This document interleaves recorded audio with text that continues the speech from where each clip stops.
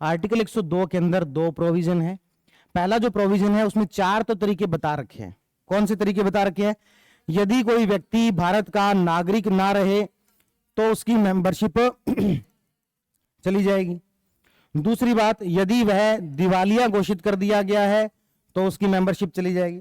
तीसरी बात, यदि वह विकृतचित घोषित कर दिया गया है तो उसकी मेंबरशिप चली जाएगी। और चौथी बात, यदि वह लाभ के पद पर हो तब भी उनकी मेंबरशिप चली जाएगी। इसके साथ साथ एक बात यहां पर और लिखी है, और वो क्या है? इसके अलावा अन्य कोई अयोग्यता लिखनी है तो उसका प्रोविजन कौन कर सकता है? संसद।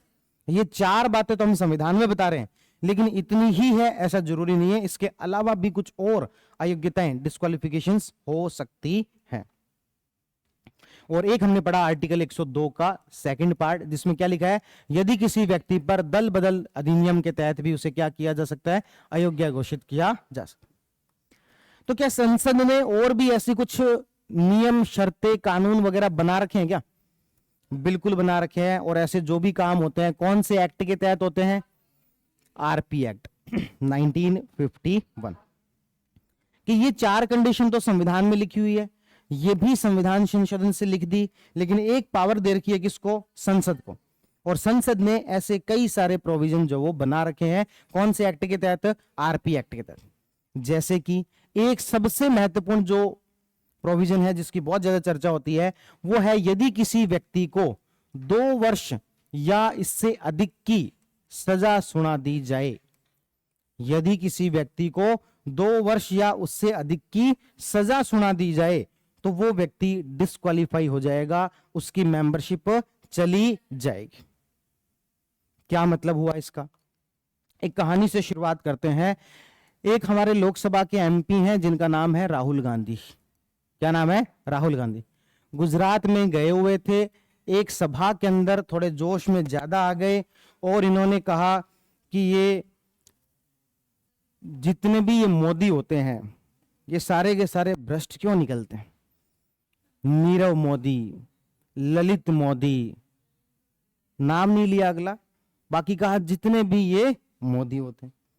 तो आप यदि ललित मोदी को, नीरव मोदी को टारगेट कर रहे थे, नरेंद्र मोदी को टारगेट कर रहे थे, वहां तक तो ठीक था। लेकिन ये जो बोल दिया कि जितने भी, मोदी की बहुत बड़ी कम्युनिटी है गुजरात के अंदर, इस कम्युनिटी ने केस कर दिया राहुल गांधी पर डिफेमेशन का, मानहानि। कौन सा केस कर दिया? मानहानि। तो पहले तो मुझे बताओ, क्या हमारे नागरिकों को अभिव्यक्ति की स्वतंत्रता है कि नहीं है? भाई राहुल गांधी बोल नहीं सकते क्या ये बात? क्या हो गया इसमें बोल दिया तो? अभिव्यक्ति की स्वतंत्रता दी गई है कौन से आर्टिकल में? आर्टिकल 19(1)(a) के अंदर। लेकिन राहुल गांधी को साथ के साथ एक और आर्टिकल भी पढ़ना चाहिए था। कौन सा? आर्टिकल 19(2).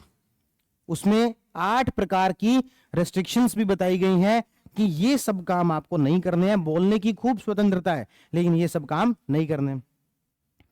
लेकिन उसमें से एक क्या है? डिफेमेशन।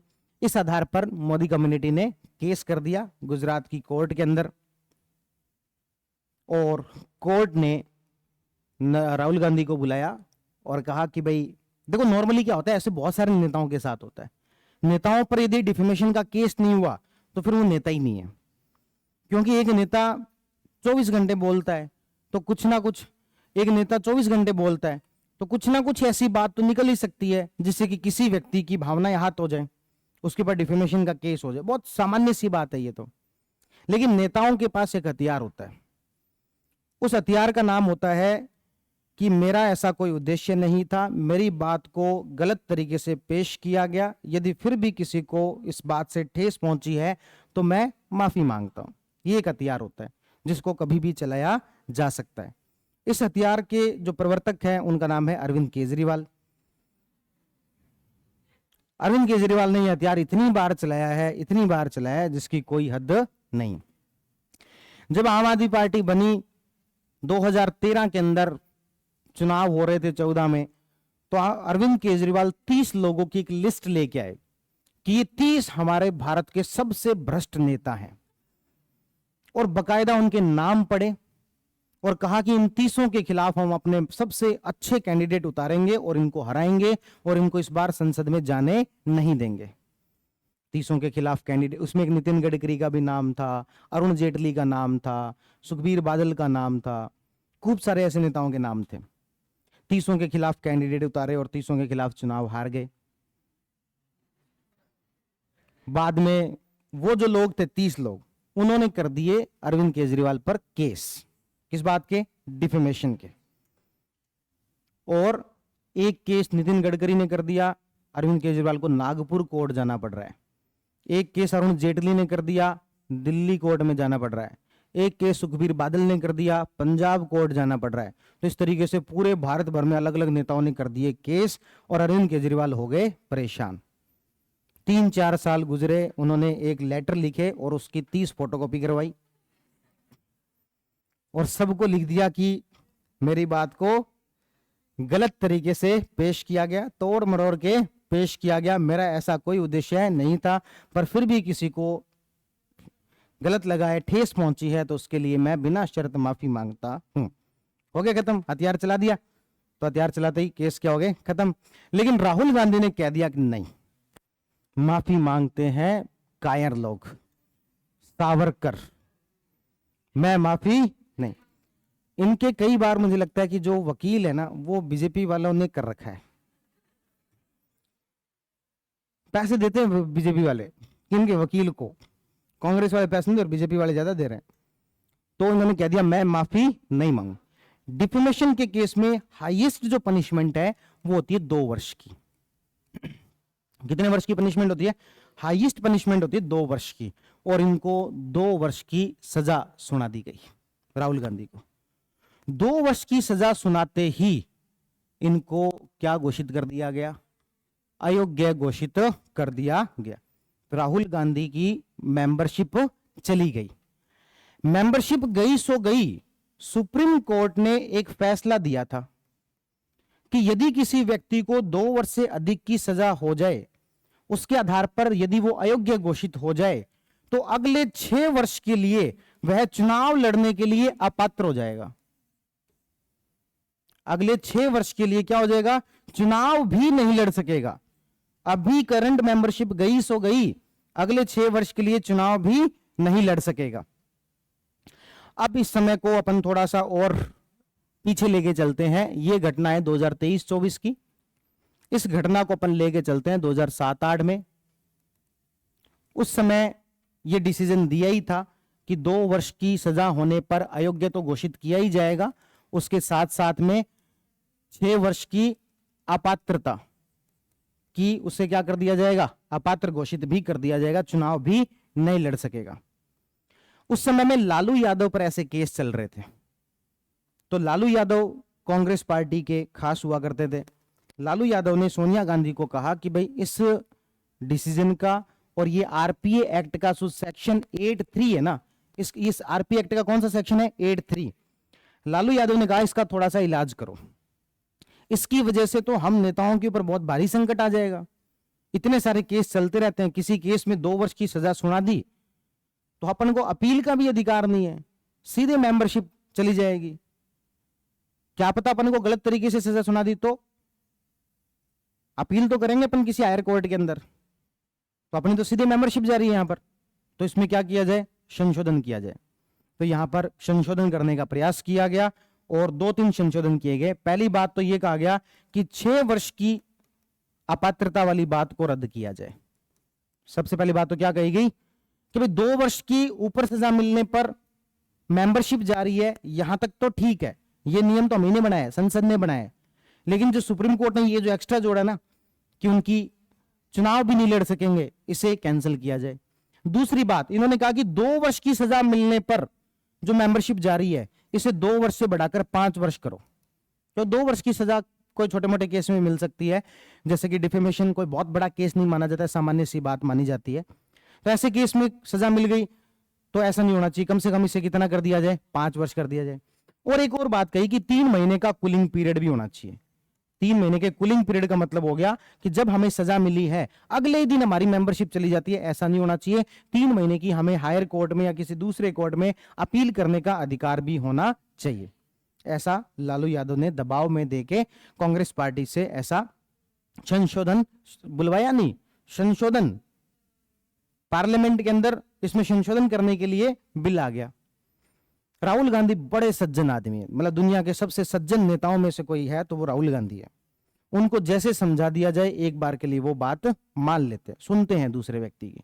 कुछ लोग राहुल गांधी के पास गए और कहा कि आपकी जो सरकार है वो इन अपराधियों को बचाने का काम कर रही है। आपकी सरकार के अंदर ऐसा कानून आ रहा है जिसके अंदर 2 वर्ष से 5 वर्ष बढ़ा के कर रहे हैं। चुनाव लड़ने पर अपात्रता वाला था उसको भी हटा रहे हैं।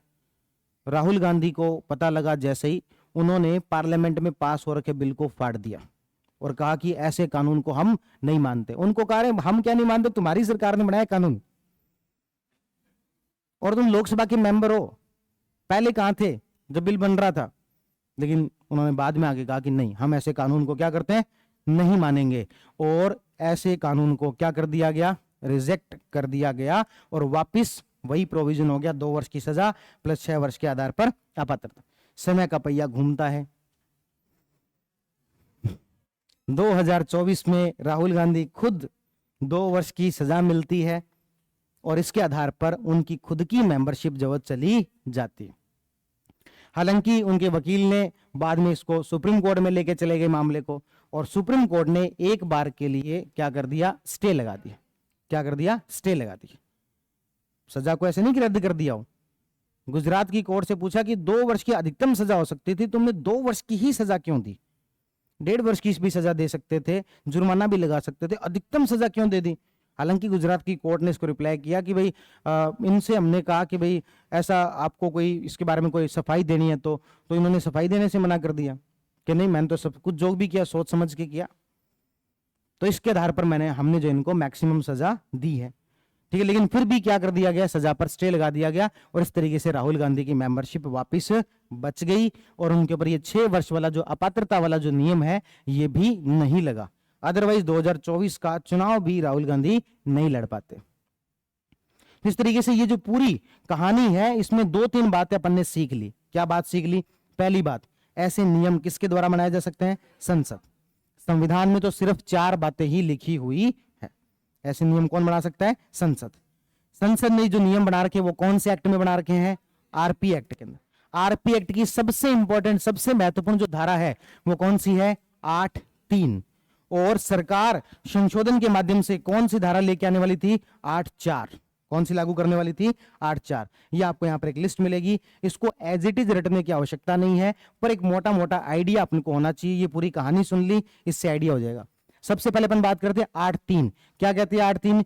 कोई अन्य अपराध जिसमें कि 2 वर्ष या उससे अधिक की सजा हो तो क्या हो जाएगा? उसको अयोग्य घोषित कर दिया जाएगा। लेकिन यह कानून में नहीं लिखा हुआ था। 2005 के रमेश दलाल केस के अंदर सुप्रीम कोर्ट ने निर्णय दिया, यदि किसी दोष सिद्धि प्राप्त सांसद को 2 या उससे अधिक वर्ष की सजा होती है तो वह चुनाव में भाग लेने के लिए भी अपात्र होगा 6 वर्षों तक। हालांकि इसमें 6 वर्ष लिखा नहीं हुआ, 6 वर्षों तक क्या होगा? अपात्र होगा। ठीक है, 6 वर्षों के लिए क्या हो जाएगा? अपात्र हो जाएगा। और उसके बाद सरकार ने क्या किया? इसमें संशोधन करने के लिए एक नई धारा जुड़वा दी। कौन सी? 8(4). 8(3) में संशोधन करने के लिए कौन सी नई धारा जुड़वा दी? 8(4). और 8(4) में क्या कहा? सांसद और विधायक के लिए अपील का संरक्षण, जो मैं आपको कह रहा था कूलिंग ऑफ पीरियड, अपील करने का टाइम दिया जाए। तो कौन सी नई धारा जुड़वाई? 8(4). लेकिन अब यह धारा क्या है? निष्क्रिय। अब ये धारा क्या है? निष्क्रिय। और इस धारा को निष्क्रिय करने में एक और महत्वपूर्ण केस का भी बड़ा इंपॉर्टेंट रोल है, और वो केस है लिली थॉमस बनाम भारत संघ 2013 का केस। इसको भी याद रखना। कौन सा case? Lily Thomas case. Lily Thomas case में कहा गया, सर्वोच्च न्यायालय ने निर्णय दिया कि धारा 8(4) को असंवैधानिक घोषित कर दिया जाए और दोष सिद्धि पर तत्काल अयोग्यता हो जाए। दोष सिद्धि पर क्या हो जाए? तत्काल अयोग्यता। जब सुप्रीम कोर्ट ने ये कहा लिली थॉमस केस के अंदर कि जो धारा 8(4) सरकार ने जो बनाई है इसे क्या कर दिया जाए, निष्क्रिय कर दिया जाए। तब सरकार ने क्या लाने की कोशिश की, अध्यादेश। सरकार द्वारा अध्यादेश लाने का प्रयास किया गया, किसके खिलाफ, सुप्रीम कोर्ट के इस डिसीजन के खिलाफ, और धारा 8(4) को पुनः लागू करने का प्रयास किया, लेकिन सार्वजनिक विरोध के कारण यह अध्यादेश को वापस ले लिया गया। क्या कर दिया गया, वापस ले लिया गया। अब इस पूरी कहानी को मैं आपके लिए एक सूत्र के अंदर यदि पिरो दूं तो मैं कहूंगा धारा 8(3) सर्वाधिक महत्वपूर्ण, जिसमें क्या कहा गया, 2 वर्ष या अधिक की सजा मिलती है तो उसे क्या कर दिया जाएगा, अयोग्य घोषित कर दिया जाएगा। लेकिन फिर यहां पर एक केस और जुड़ गया, कौन सा, रमेश दलाल केस। और इस रमेश दलाल केस के अंदर क्या कह दिया, इसमें कह दिया कि 6 वर्ष की अपात्रता भी लागू हो जाएगी ऐसा होने पर। सरकार ने इसके खिलाफ संशोधन करते हुए एक नई धारा बना दी, कौन सी, 8(4), और इसमें एक प्रोविजन जोड़ दिया, कौन सा, अपील का। लेकिन लिली थॉमस केस जो कि कब का है, 2013 का, इसमें क्या कह दिया, ये धारा 8(4) को क्या कर दिया गया, रद्द कर दिया गया, असंवैधानिक घोषित कर दिया गया। सरकार ने इसके खिलाफ क्या करने की कोशिश की, अध्यादेश लाने की कोशिश की, बिल लाने की कोशिश की, लेकिन इसे सार्वजनिक विरोध के कारण वापस लेना पड़ा, वापस लेना पड़ा। तो आज के समय की कंडीशन क्या है, आज के समय की कंडीशन यह है कि धारा 8(3) तो लागू है लेकिन 8(4) लागू नहीं है। 8(3) तो लागू है लेकिन धारा 8(4) लागू नहीं है। ये इतनी बात याद रहने की कोई संभावना है क्या? अब इस पूरी बात पर वापस चलते हैं। आर्टिकल नंबर 102, किसी मेंबर को डिस्क्वालीफाई करना। यदि कोई एमपी है राज्यसभा का या लोकसभा का तो उसे क्या किया जा सकता है, डिस्क्वालीफाई किया जा सकता है। इसमें कुछ बातें तो संविधान में लिखी हुई है और कुछ बातें एक्ट में लिखी गई हैं। कौन सी बातें संविधान में लिखी गई है, यदि वह भारत का नागरिक ना रहे, यदि वह दिवालिया घोषित हो जाए, यदि वह विकृतचित घोषित हो जाए, यदि वह लाभ के पद पर हो। और इसके अलावा नियम बनाने का अधिकार किसके पास है, संसद। और आर्टिकल 102(2) के अंदर क्या जोड़ा गया, कोई एंटी डिफेक्शन के तहत डिस्क्वालीफाई हो गया तो वो भी इसी में आएगा। इसके अलावा संसद ने कौन कौन से नियम बनाए हैं, एक तो जो आपको याद रह गया धारा 8(3) है, और 8(3) के अंदर क्या कहा गया, 2 वर्ष या उससे अधिक की सजा। और एक धारा 8(4) थी लेकिन उसे क्या कर दिया गया, रद्द कर दिया गया है। किसमें, कौन से केस में किया गया, लिली थॉमस केस 2013। सबसे महत्वपूर्ण धाराएं तो इसकी ये 2 हैं। इस धारा का नंबर याद रख लेना 8(3) और 8(4), और केस का नाम याद रख लेना लिली थॉमस केस। इसके अलावा और भी मैं 2-4 बातें और बताऊंगा, लेकिन उसमें धारा का नंबर याद रखने की आवश्यकता नहीं है, ठीक है ना। और कौन कौन से संसद ने क्या रखे हैं, यदि कोई व्यक्ति चुनावी अपराध के अंदर पकड़ा जाए, किसमें पकड़ा जाए, चुनावी अपराध। चुनावी अपराध का मतलब क्या हुआ,